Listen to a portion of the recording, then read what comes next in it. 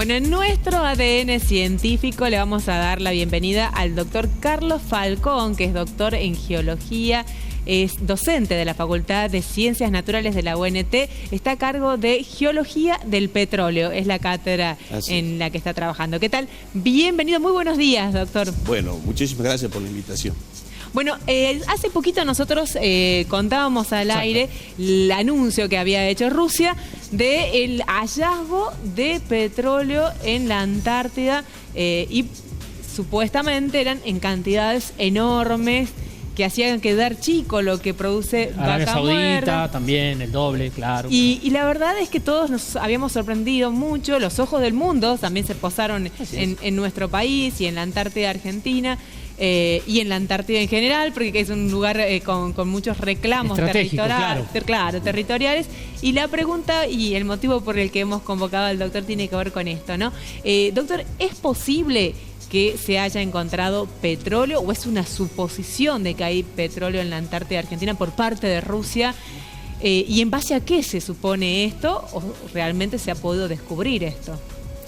Bien, la pregunta es compleja, voy a tratar de ir por parte. En principio, no es raro que la Antártida tenga petróleo, además de otros minerales de valor estratégico, como por ejemplo oro, uranio y también agua, ¿no? Agua potable, agua dulce. ¿Por qué hay afirmaciones de que Antártida podría tener petróleo y en cantidades importantes? Porque hay una continuidad geológica con territorios ya explorados y que ya tienen comprobación de petróleo.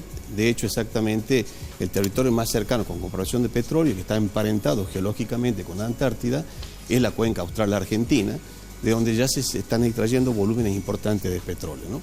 Esa cuenca austral que tiene tanto parte en continente como también parte en plataforma, que tiene una prolongación hacia el este, ha sido ya prospectada por los ingleses, y en lo que se llama cuenca Malvinas Norte hay 3 o 4 perforaciones con resultados bastante dispares que alientan la exploración de petróleo, pero en ese sector en particular. ¿Qué llama la atención de esta noticia rusa? En primer lugar, la Antártida es un sector protegido por la Comunidad de Naciones. De hecho, hay un tratado antártico del año 1959, de los cuales Argentina es un país firmante, y Gran Bretaña y Chile también son países firmantes, que establece claramente que no se puede realizar ningún tipo de actividad extractiva mineral en la zona. O sea que no se puede hacer ni minería ni extracción de petróleo. Entonces, desde ese punto de vista, llama un poco la atención el hallazgo que dice Rusia que ha realizado y la fundamentación en la cual basa su principio. Yendo un poco a lo que es los métodos de prospección para hablar realmente de hallazgo, tengamos en cuenta que Rusia declara recientemente, digamos, a través de unos comunicados que se han filtrado supuestamente a través de un diario británico, en lo que sería la Cámara de los Comunes, específicamente en una secretaría que tiene de Medio Ambiente, este hallazgo. ¿Qué declara Rusia? Que ha encontrado una reserva de 500.000 millones de barriles de petróleo, lo que es una cifra realmente astronómica.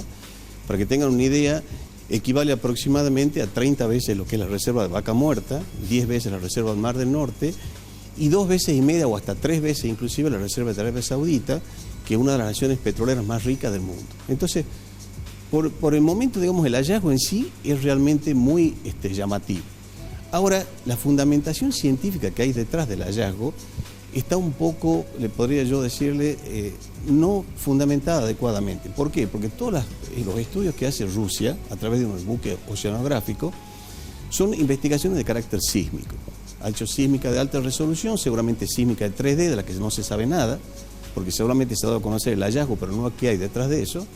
Pero lo cierto es que cualquier exploración en una cuenca petrolera comienza con una etapa de, si se puede hacer geología de superficie, que en este caso no se puede hacer porque la mayor parte del continente antártico está cubierto de hielo la totalidad del año. Nosotros tenemos la suerte que en la península antártica, en algunos momentos del año muy breve, parte de la cadena cordillerana queda parcialmente expuesta, entonces se puede hacer apenas una apreciación de lo que es la geología, pero por continuidad y evolución geológica se puede presumir que se parece mucho, se está emparentado mucho con lo que sería nuestra cuenca austral continental. Entonces, como les decía, cualquier tarea de exploración de hidrocarburos comienza con una etapa de exploración de superficie. A eso le sigue una campaña sísmica que se realiza tanto en tierra como en el mar, En este caso es una campaña realizada en el mar, y lo que hace es simplemente determinar en subsuelo a una cierta profundidad la presencia de algunas estructuras geológicas que actuarían como trampas de hidrocarburos. ¿Qué serían esas estructuras geológicas? Son rocas sedimentarias que están sepultadas a mucha profundidad, en algunos casos 3, 4 y hasta 5 kilómetros debajo de la corteza terrestre, y encima de eso está la columna de agua que supera los 1000 metros, y esas rocas con los plegamientos se arquean, entonces arquean en forma de pliegue. Entonces ahí se almacenaría el petróleo producido por rocas madres. A todo esto no hay ningún estudio de evaluación de cuenca a fondo viendo el sistema petrolero, o sea que no se sabe realmente cuál sería la roca madre de ese sector, no se conocen las rocas reservorias que almacenarían el petróleo. Las trampas se pueden inferir, pero tampoco se sabe si están llenas de petróleo o no y hasta qué punto. Entonces, haber arrojado ese valor tan fenomenal, a ojo, digamos, a ojo, yo creo que tiene en realidad otra finalidad. Y creo que es un poco, como se dice vulgarmente, mover el avispero para despertar un interés que puede llegar a tener Rusia, y de paso siembra o deja sembrada una cuestión de larga discusión, que es quién es el dueño de la Antártida. En realidad nadie es dueño, el Tratado Antártico lo establece claramente, ningún país que haya hecho proclamación es dueño de la Antártida, de ninguna porción, y esto se va a rediscutir en el 2048. O sea que ahí se verán nuevamente las pretensiones. El problema es que en el sector que declara Rusia el hallazgo, que sería el mar de Weddell, que está inmediatamente al este de la península antártica, hay pretensiones superpuestas, tanto británicas como argentinas y como chilenas. O sea que los tres pretenden el mismo territorio. ¿Qué hace Rusia? Siembra un problema que ahora estaba dormido, latente. Por eso que los presidentes de repente tienen interés en visitar la Antártida. Lo ha hecho Fernández, lo ha hecho Milei, lo ha hecho Gabriel Boric, chileno, y el canciller inglés se ha limitado a visitar Malvinas porque dice Malvinas tiene proyección a la Antártida. O sea que está diciendo lo mismo. Una gran ficha han movido dentro de la geopolítica, como lo dice usted. Le quiero preguntar si efectivamente se pueden hacer misiones o se pueden llevar todos los equipos y todo lo que conlleva hacer una expedición petrolera a un lugar tan inhóspito como la Antártida en caso de que eso pase. Claro, esa es otra buena pregunta, que en realidad viene a desestimar un poco la magnitud de la primera afirmación. Para que usted llegue a la etapa de decir hay petróleo y tenemos tantas reservas de hidrocarburos, hay que pasar a la siguiente etapa, que sería post-prospección sísmica, realizar perforación. Una cuenca del tamaño del mar de Weddell llevaría aproximadamente entre 100 y 150 pozos petroleros. Lo hubiéramos visto. Hay satélites espías que están pasando constantemente por arriba de la Antártida, nadie los vio, o sea que no se hicieron perforaciones, por suerte todavía. Entonces es un poco aventurado arriesgar cifras cuando no se tiene la comprobación directa de una perforación. Y llegar a una perforación implica, como mínimo, etapas de estudio que llevan entre 10 y 20 años. Para que tengan una idea, Argentina recién está perforando su primer pozo exploratorio frente a las costas del Mar del Plata, aproximadamente 150 millas náuticas, perforando en una cuenca sedimentaria que está al sur de una cuenca que ya se conoce, que es la cuenca del Colorado. Una perforación en aguas totalmente distintas, no hay casquetes de hielo, no hay grandes tempestades, no hay oleaje, o sea, una condición marina ideal, y se está hablando que la perforación duraría alrededor de un año. Entonces, ¿cómo los rusos pueden haber determinado semejantes reservas sin siquiera tener un pozo? De todas maneras, doctor, la tecnología que podría tener Rusia y la experiencia en pozos petroleros sería diferente a la de nuestro país. Y la otra se tendría que ver con cómo trasladar desde este lugar tan al sur, digamos, llevar y a quién venderle este petróleo. ¿Cuáles serían las posibles o las posibles utilizaciones, no? Bueno, en cuanto a tecnología, en realidad casi todos los países tienen o sus propias petroleras muy bien equipadas o contratan equipos de perforación en el mercado internacional, o sea que el acceso a tecnología no sería el problema, ¿no? En ese caso yo creo que Rusia tiene una petrolera estatal a la que le va muy bien, de hecho Rusia tiene explotaciones de petróleo en todo el mundo, estaría en condiciones tecnológicas de realizar ese tipo de perforación. Pero hay que tener en cuenta que no solamente es perforar, significa llevar una plataforma tirada por remolcadores, ponerla en el lugar, estabilizarla y hacer una perforación, como digo, que es muy compleja, no solamente por las cuestiones del entorno, que tiene que ver con un clima muy hostil, un mar muy movido, condiciones gélidas en algún momento. Los puntos de aprovisionamiento para llevar personal, insumos, están muy distantes. ¿Cuáles serían los más cercanos? Punta Arenas, Ushuaia o Malvinas. Claro. Es un derrotero muy largo realmente. Y la otra es que, habiéndose producido el hallazgo de petróleo, supongamos que algún pozo descubra petróleo, el siguiente paso es cómo lo llevo y lo comercializo. Habría que instalar una boya del cual vengan buques a cargar el hidrocarburo y después pasarlo a un mercado que lo consuma. Esto está muy al sur, lejos de potenciales consumidores. La región nuestra está todavía subdesarrollada, no hay tanta demanda de hidrocarburos, o sea que la demanda se puede suplir tranquilamente con las producciones locales, más algo que se exporte, o que se importe, perdón. Entonces los centros de consumición nos están quedando muy lejanos.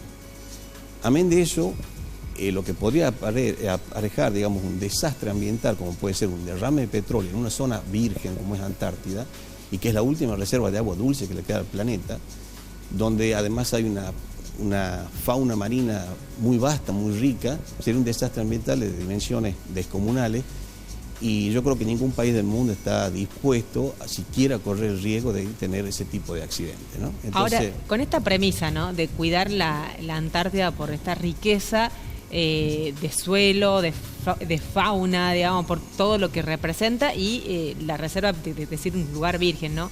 ¿Por qué están todos tan interesados entonces y todos están disputando y ahora pareciera que más que nunca, ¿no? Sí, aparentemente nos queda todo tan lejos para vender, es tan difícil de extraer.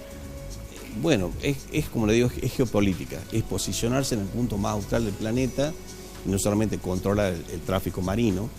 Han visto que recientemente ha habido un problema con el Canal de Panamá. Si se corta el Canal de Panamá, la única vía para pasar del Atlántico al Pacífico es por ahí, a pesar de lo dificultoso que es. Entonces, cualquier país que se posicione en ese sitio tendría control marítimo pleno. De hecho, ese es el interés inglés que ha tenido siempre por ir en las Malvinas, ¿no? Más allá de lo que son las islas en sí mismas. Y después está la existencia a futuro de, como le decía, fuentes de aprovisionamiento de minerales, petróleo y agua dulce, porque la verdad es que el planeta Tierra no es que se está quedando sin petróleo, no es que se está quedando sin minerales, pero es una posibilidad a futuro que puede llegar a presentarse. Entonces, plantarse ahí o instalarse ahí como una base y decir esto es mío, deja a futuro centrado una posición conveniente, ¿sí? Claro. Y ahí el interés de todas las naciones por tener su pedacito de la Antártida. Y fíjese qué cosa más extraña. ¿Qué pasaría si Argentina reclama, por ejemplo, el Polo Norte? Le van a decir, no, si ustedes son del sur. Sin embargo, hay países del hemisferio norte, totalmente extraños al ambiente de Antártida, que están haciendo reclamaciones en el territorio antártico. Bien, doctor, por último, porque también por una cuestión de tiempo tenemos que terminar la nota, pero la verdad que nos ha quedado un montón, pero tenemos a Ailín firme marcando el tiempo y está muy bien. Esto de las energías renovables y la posibilidad de poder reemplazar todo lo que es las fuentes tradicionales y agotables de energía, el petróleo, el gas, el carbón. Estamos muy lejos de esto, de la totalidad de energía que tenemos.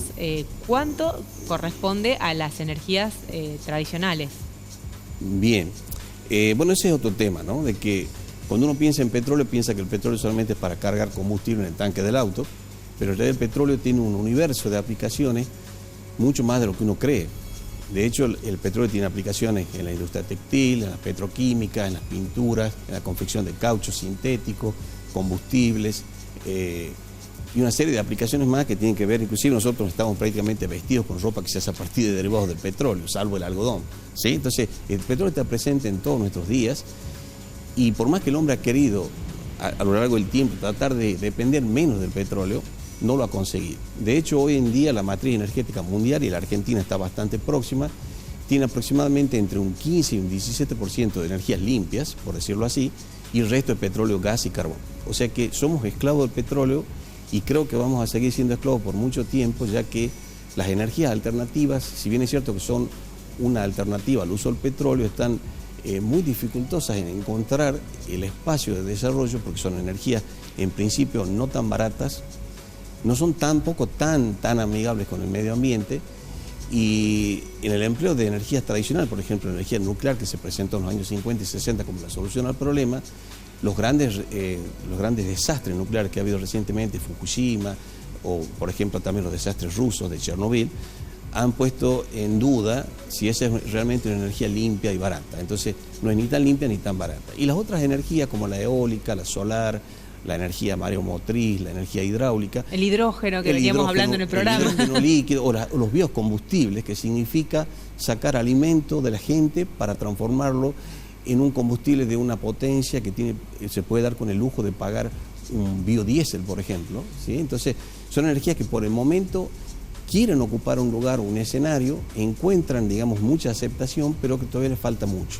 Como le digo, cambiar la materia energética, pasar de un 17% a un 50%, estamos todavía bastante lejos, ¿no? Es un montón, digamos. Sin embargo, el hombre siempre está intentando encontrar nuevas fuentes de energía, y en ese camino se producen grandes descubrimientos, pero por el momento seguimos siendo petróleo dependiente, y creo que eso va a pasar por varios años más.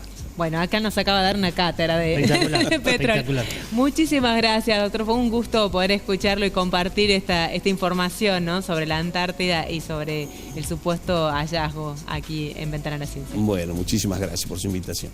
Pausa y ya volvemos con más.